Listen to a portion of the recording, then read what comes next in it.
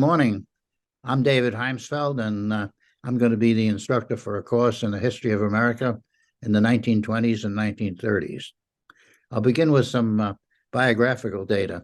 My career was as a lawyer, mostly as a professional staff member and staff director for the House of Representatives Committee on Transportation. I was a history major in college, and during my working days, I continued as an avocation to read in history and biography.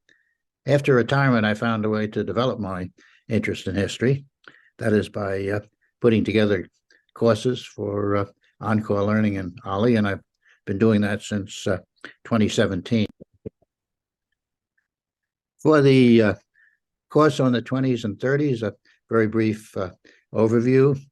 Most of you are familiar with the 20s and 30s. Our parents and grandparents grew up then, and it continues to be subject of popular culture.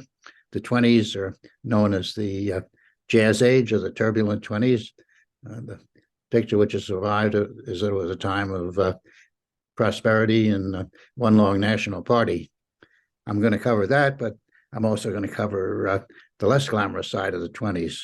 The prejudice against immigrants, leading to the very restrictive anti-immigration legislation, prejudice against African Americans, the Scopes trial, the new Ku Klux Klan, which grew up in the Midwest and was as much or more anti-Catholic as anti-Black, the anti-Semitism of Henry Ford, and the Red Scare, which led to the arrest and deportation of many alleged communists during the early 1920s.